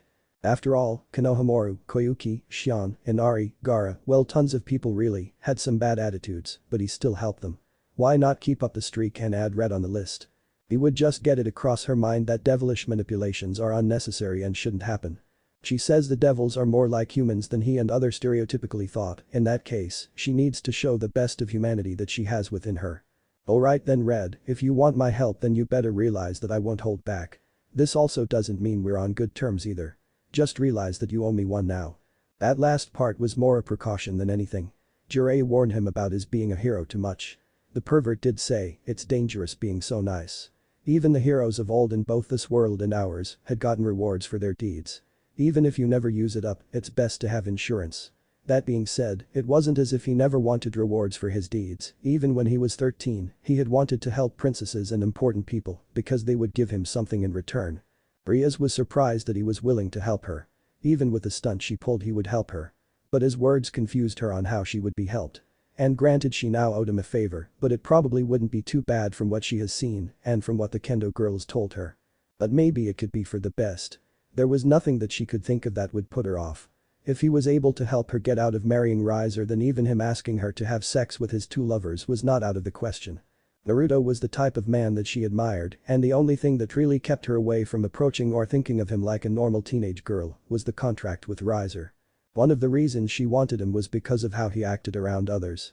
He seemed to be able to encourage people and no matter what it seemed to work wonders. The residents of Kuo were surprised at his words.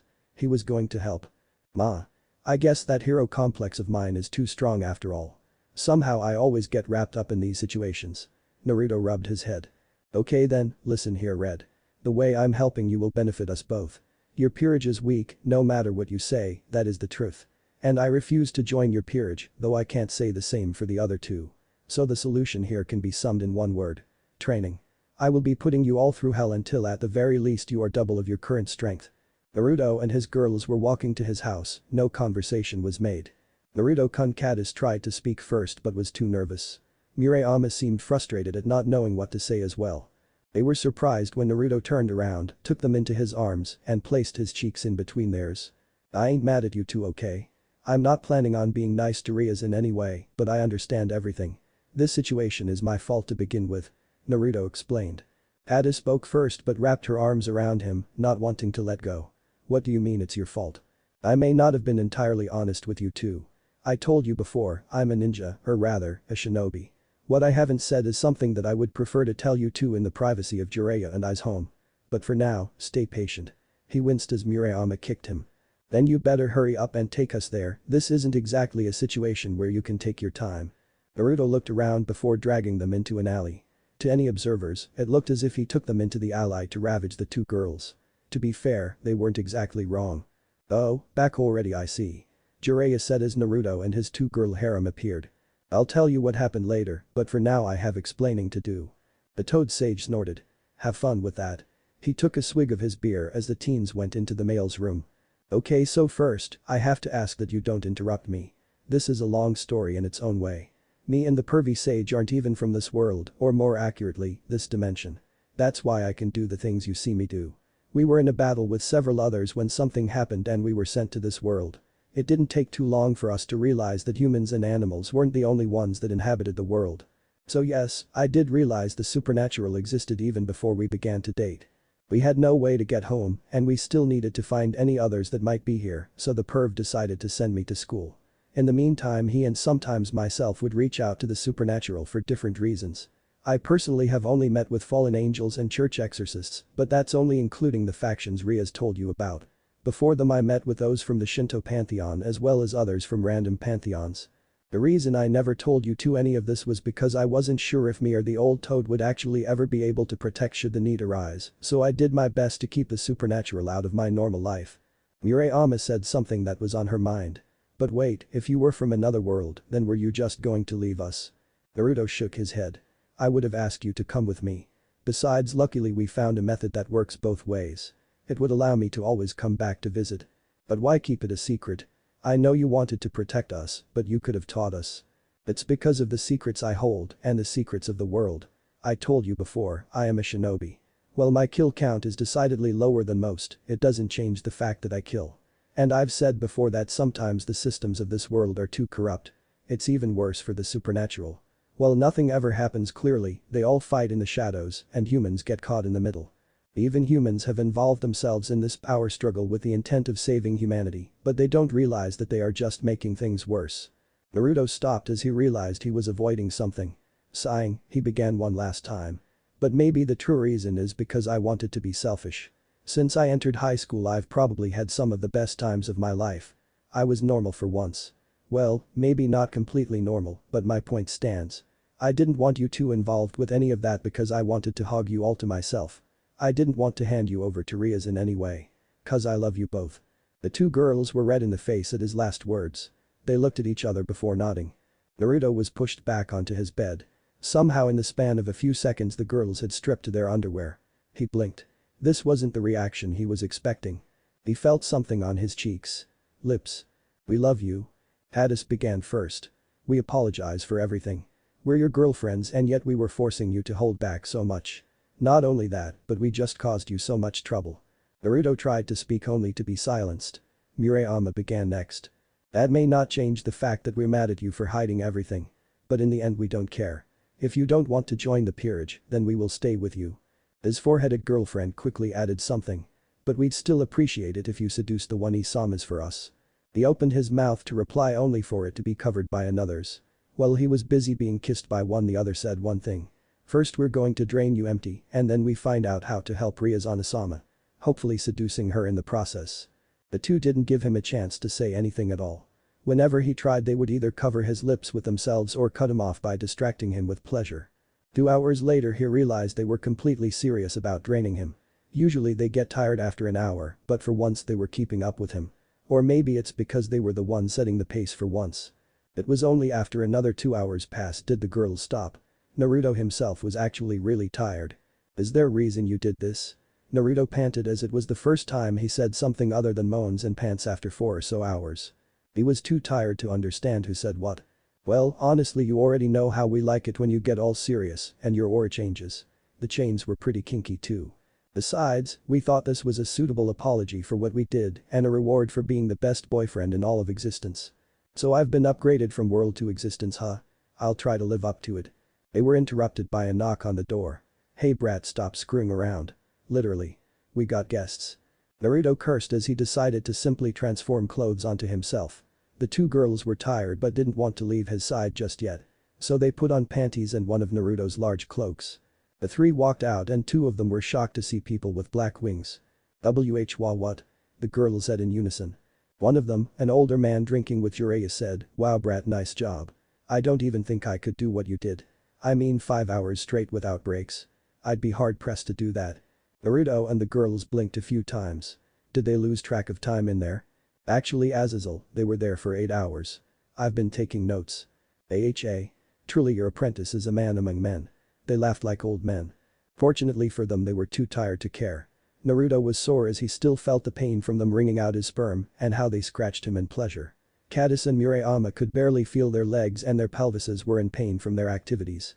Naruto dropped on the couch while the girls fell on one leg each. What do you want? Two of the girls with black wings were seething, but Cadis and Murayama didn't seem to care about that too much. They were too happy and content at the moment. Naruto-sama. How could you fuck these two human girls and not us? We've been trying for months. Said the one known as Rainer. The other, Kalwerner, was both jealous and extremely turned on. Naruto glared at them, shutting them up. Ordinarily he would be nicer, but he was too tired. Well, start talking pervy partners. Jiraiya talked first. Well, the scrolls you and I developed that allows them to take sacred gears worked. The problem is that the success rate on them is still too low. As of now there's only a 30% chance of success on someone that hasn't woken up their sacred gear. Those that have awakened are significantly lower in success rates. Azazel continued. But regardless, the accomplishment is still great and will likely save many humans from needing to be brought into the supernatural world. In the end, the only problem is that it takes so long to create more than one scroll. Naruto and Jiraiya snorted. Long was an understatement. It took both Naruto and Jiraiya more than a week to create one scroll. And even then they were working on it without any breaks. The creation of the SGS Sacred Gear scrolls required complete and utter focus without interruption. The box was dropped in front of Naruto and the girls who were both pressing themselves against Naruto with their eyes closed. It was clear that they were showing off to the fallen angel girls.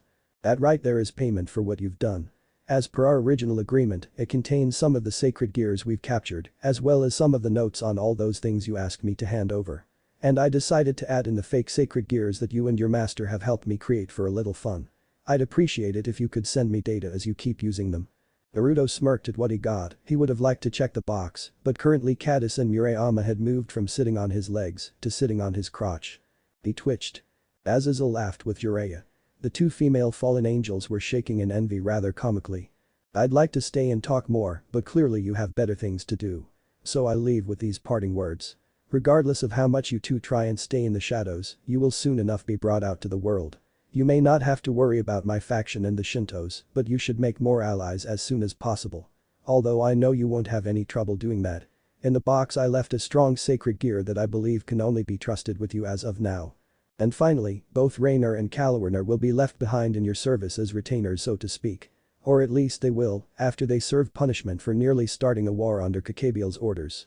With that, the Fallen left with Jiraiya to give the threesome privacy. Seeing the looks the other two were giving him, they were in the mood once more. He wondered what they did besides sexual stamina training. He had a feeling that they did something special. Seals maybe. While seals of the sexual kind were pretty much unheard of, they existed. He even used 1 or 5 on them. They consented, of course. If it was seals, then he would have to punch and thank Jiraiya. The two started battling with tongue over his body and they removed the cloaks, allowing him to see flesh press against flesh. Saliva was visually seen, moans were audibly heard, and warm bodies were felt. If Naruto was being honest, if they decided to use the 4 or rather 8-hour sex and counting in to get him to join Ria's peerage earlier that day, he probably would have. It's a good thing for him that they appeal to his logic and not his body when it comes to serious matters.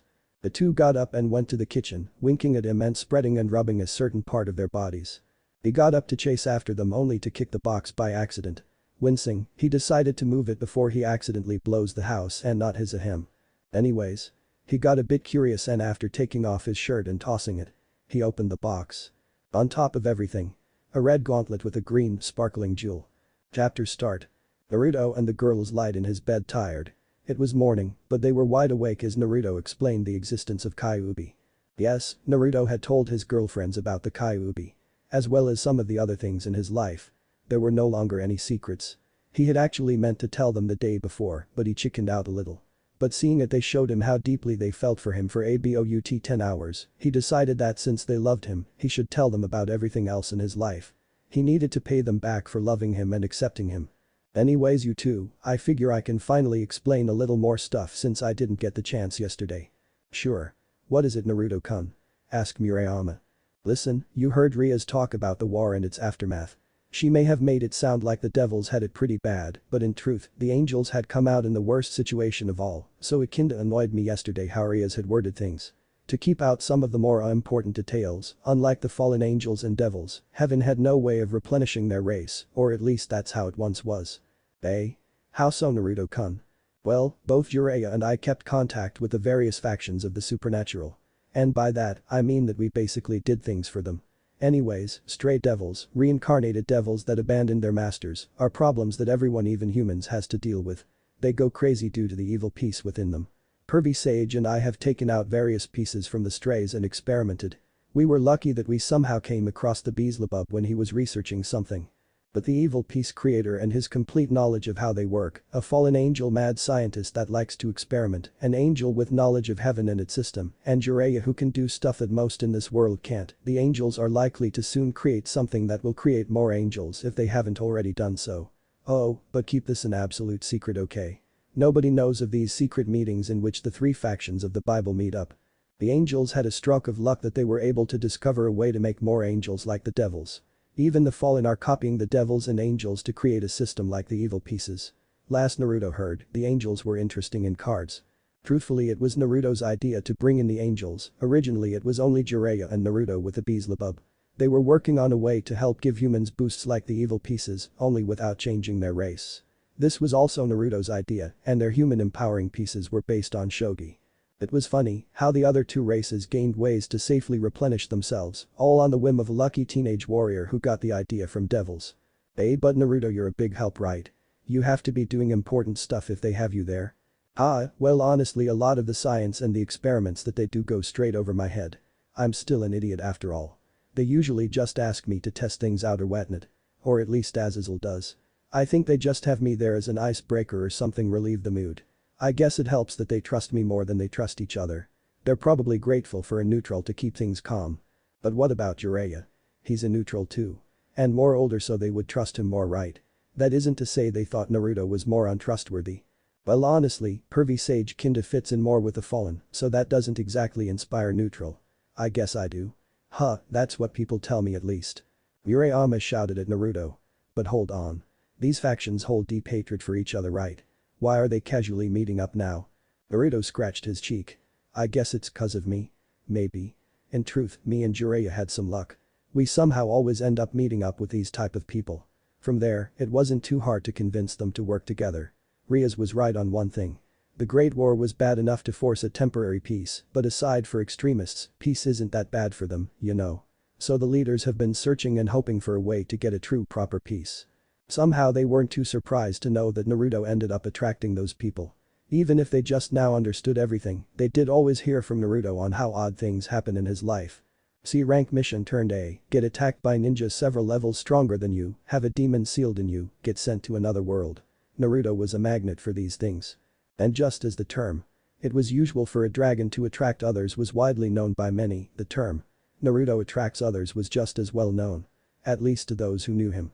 He couldn't help but inspire confidence. He was a natural leader. While the word convert may be too much, it is an accurate word to describe what Naruto does. If he tries even just a little, then even a cold-blooded demon can change his ways. He's done it to Gaara and Zabuza, he can do it to anyone. Anyways, you remember the old man fallen from yesterday right? Oh yeah, the one you called Azazel. It seemed to finally dawn upon them who they were in front of yesterday. The red looks on their faces made him laugh. Addis grabbed her face. Ooh, I can't believe we acted so shameful in front of someone so important. Murayama hit Naruto. Why didn't you say anything? I know we were trying to cheer you up from the incident with Riaz Onasama, but a heads up would have been nice. Hahaha. Sorry. Anyways, Azazel left some stuff yesterday that I want to show you. They left the room in the same clothes state they left yesterday, only this time Naruto didn't put on a shirt. The two girls stumbled underneath Naruto's cloak. He brought them to a large box. It was big enough that the three of them could hide in it. He took out the first thing in it on his hand already. A red gauntlet with a jewel. They looked impressed by it, but ultimately didn't realize what it was. The three looked through the box and talked about the objects for some time. Then Naruto narrowed his eyes at it. He then turned to the girls.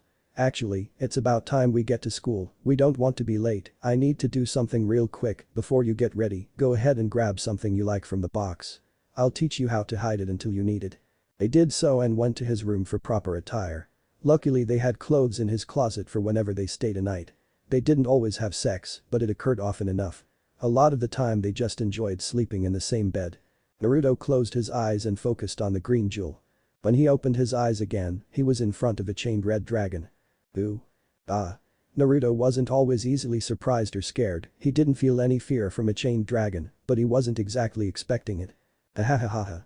The dragon heartily laughed at him. How long has it been since he was able to get a fun reaction like that? Naruto flushed a little and tried to compose himself. He calmed himself down by observing his surroundings. He was in a sewer, next to him was a giant cage holding back an equally as big fox, and a big dragon leashes up by chains. The dragon's voice began to quiet down. Hey there kid. Want to tell me what you've done to take me out of the perverted kid without killing him? While Naruto was slightly surprised at the tone change, he answered normally as if the dragon was anyone else. He explained the mechanics behind the seal which allowed it to peacefully manipulate the soul. So kid. Since you put on my gauntlet, I'll consider you my new wielder. I can tell you're no pushover. And no doubt you can take out the white one easily. But first, why don't we make a little deal? Well, it depends on the deal, but if it's nothing too big I don't mind. The two made their deal. Naruto didn't get too much out of it. It was mostly meant for the dragon, but the blonde didn't mind that much. In any case, he needed to get ready for school, he would tell the girls what the deal was on the way to school. Naruto, Cadis and Murayama entered the school, luckily they were still a little early. Walking at a normal pace, they were treated to the sounds of other students gossiping. Whoa, is it just me, or does Naruto-senpai look better than usual? What about Murayama-san and Cadis-san? They look like they're glowing. And is that a limp? That damn handsome. Look at him walking with two beautiful girls like it's nothing. Back off pervs. Naruto-san is twice no 10 times the man you are. They ignored the gossip.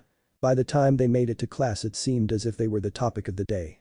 In fact, for the rest of the day it seemed as if the girls in the academy had both backed off from Murayama and Cadis, as well as get bolder in their advances to Naruto.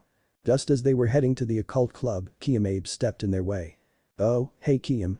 Naruto immediately greeted her with a smile. The busty young woman with long brown hair and multiple drill-like curls. That would be how Naruto would describe Kiyom. He could tell that she was a rival to Murayama in a certain department. Although she may be bigger. It was hard to tell with the school uniform. Don't just hey. Me. You weren't here yesterday even though you promised to help. Naruto looked embarrassed and a little angry, though it was hidden in his eyes. Sorry, Ria's Gremory-senpai called us yesterday and we couldn't exactly say no. I'll make it up to you soon. Promise. She ignored the looks that Cadis and Murayama were giving her. Well, I suppose if you were to take me out on a date, I might reconsider.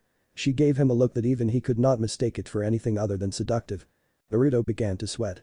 He knew that Kiyom was a candidate for the harem, but the girl didn't get along well with Murayama and Cadis since she tried to monopolize him so much. Oh? Now what is this? Naruto inwardly groaned even more. Ika was a thin girl with brown hair and glasses. Of all the girls currently around him at the moment, she measured as the smallest. The reason for his groaning was that the girl was just as perverted as the most hated males in the school.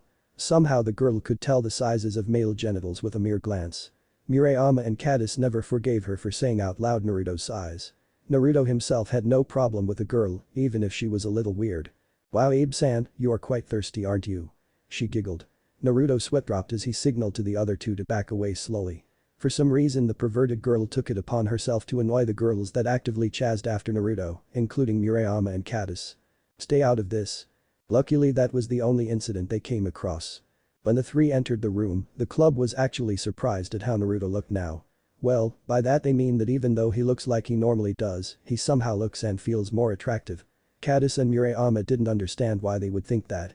They didn't even get why most of the girls at school were acting weird. Oh I guess you would be surprised huh? Well you know what they say confidence and a person's overall aura and atmosphere is attractive. Since I decided to stop holding back so much, this is the most real that you have seen me. And they also say that being true to yourself is attractive. The girls never noticed since I was always honest with them.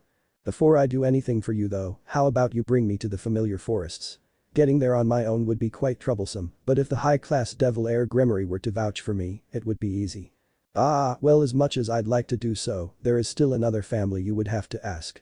I take it you mean the Citri. And don't give me those shocked looks. Anyways, since I've come into contact with you, it's only fair that I should talk with them as well. Call her and her peerage so I can introduce myself. Riaz asked Akeno to go call Sona and the rest of the student council. It didn't take long until a slim young woman with black short hair and violet eyes covered by glasses came in. When Sona had walked into the club room, she wasn't expecting to see Naruto, Catus, and Murayama. Her first assumption was that Riaz somehow convinced them to join the Reteed's peerage, but a glance at their aura took down that assumption. Having no knowledge of the situation, she bluntly asked what was going on. To be blunt, Riaz tried to get me and the other two here to join her peerage. She failed. Horribly. That being said, I know her situation, and I've never been the type to ignore people when they need help. That being said, she owes me some favors since I'm helping her, and I'm cashing one in to go to the familiar forest, but you need to give permission to apparently. Sona pushed her glasses up. And why, Uzumaki-kun, would I give you permission as well? The forest is a dangerous place for a human. Naruto gave a rather predatory smile. Sona, please don't insult me. We both know that the power that I give off alone shows I won't have a problem. But as an intelligent woman, I know you wouldn't give something like this without gaining something in return. So how about this, I'll train your peerage alongside Riaz, and I'll give some gifts that you will be no doubt happy to accept. Sona didn't think on it for long. Deal. She was smart after all, Naruto training a few of her peerage for even just a while would result in a jump of power. Good, then first the forests, and then we can train. Go ahead and ask your peerage to come in, I should introduce myself after all.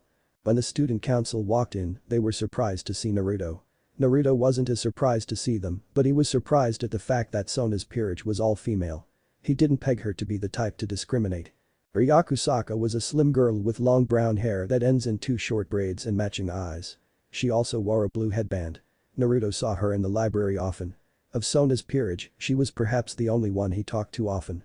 Tsubaki Shinra was a tall young woman with long straight black hair that extends all the way down to her knees, with split bangs and heterochromic eyes, with a violet left eye and a light brown right eye.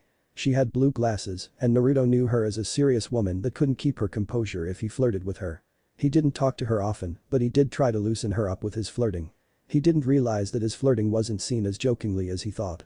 Momo Hanakai was a young girl with white hair that went beyond the front and back of her shoulders and blue-green eyes. Naruto didn't know much about her other than her tendency to read people. Baruko Nomura was a petite girl with brown hair and long twin ponytails and green eyes. Her ponytails were held by a pair of green clips. She also wore a striped green stockings that stood out to Naruto. Naruto knew that had the tendency to act slightly childish. Amo Meguri was a girl with shoulder-length reddish-brown hair and brown eyes. Her hair featured swept bangs and a single ahogue sticking out from the top. Naruto knew that she was the type of girl that was both cheerful and liked to be active. Tsubasa Yura was a tall girl with blue, shoulder-length hair and matching eyes. She had the basic appearance of a tomboy which Naruto knew made her rather popular among the girls. Tsubaki looked surprised. Uzumaki-kun. He smiled. Yo. Rya looked curious as to why he was there and looked to both him and Sona for the answer why. Sona sighed as she realized that she, unlike Rya's, would have to explain a lot. Don't worry Rya, Sona was just giving me her permission to date you. He joked. He was glared at by both Sona and Tsubaki, as neither found the joke funny. Ahem. Right. He said after Murayama and Catus hit his sides. They looked apologetic at Tsubaki and the red-faced Rya. In any case Uzumaki-kun, if you wish to go to the forest then you will have to wait for some time still, we still have to go through certain rules in order to bring you there. At the soonest, we can bring you there by the weekend. Sona explained to him. No matter. It's all the same to me anyways. At least this way I can spend more time with so many cute girls. And you Udo. Naruto slightly joked once again. Only Tsubaki turned red at this. Tomo and Raruko giggled at his words. Well let's not waste time then shall we? Sona can explain things to her peerage on the way. Rhea stated. If she couldn't have Naruto in the peerage then her peerage needed training more than ever. That went for her as well. If she grew in power enough to help control her bishop then her chances would increase greatly. The clearing was surrounded by nature. Given both the barriers put up as well as the natural scenery clouding them, it was unlikely for anyone to appear by accident. They were split apart at the moment. Naruto and his lovers on one side, the devils on the other. Naruto talked with both Caddis and Murayama. Rias talked with her peerage. Sona talked with her peerage. Naruto-kun, you sure about this? Well, you're gonna have to learn sooner or later, Caddis. Naruto was moving his arms in a way that showed observers that he was explaining something to Caddis and Murayama. Meanwhile, Rias and her peerage were talking about current strategies to help them defeat Naruto, as he wanted a match to know their strengths. To keep things somewhat fair, I won't participate in the match until these two are down. I want to teach them as well. Both girls brought out a normal katana. It didn't stay that way, however, as it became shrouded with fire and darkness. Then they brought out their individual gifts. Caddis had two special-looking bracelets on both arms. They were medium-sized silver bracelets with gems. Murayama got out something on her right arm. It had the appearance of a small cute black lizard with violet eyes and a deformed face. Sona looked at Naruto. Uzumaki-kun, why is it that Ueda-san has a sacred gear that belongs, or should I say belonged, to Saji Genshiro-kun? She was suddenly suspicious of Naruto.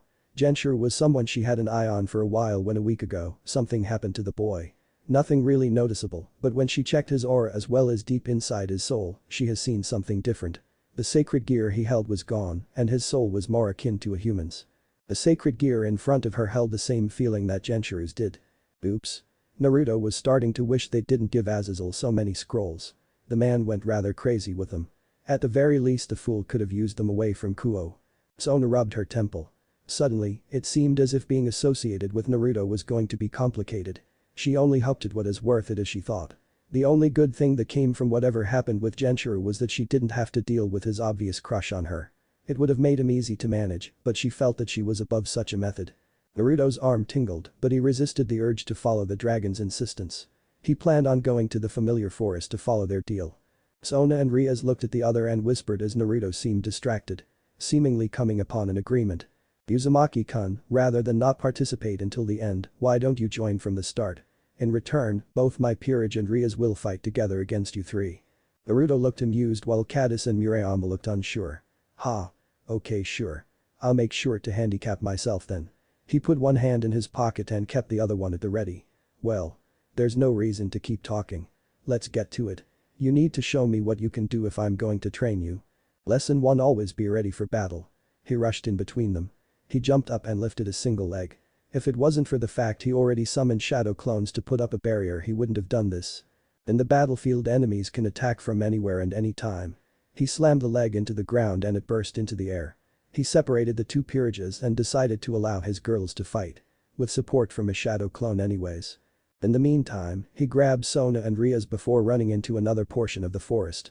If your peerages want to learn how to fight, they need to know that they can't always wait for your directions. Now, show me what you can do. Sona shot a water blast at him, he barely dodged, and it cut down a tree. Wow. That is some deadly water right there. Remind me to never splash water at you in the pools. Naruto clapped his hands. Why don't I show you a better way to use water? From the leftovers of Sona's spell, the water formed into a serpentine figure the size of Naruto. It rushed forward, dodging Ria's attempt to help her partner in battle.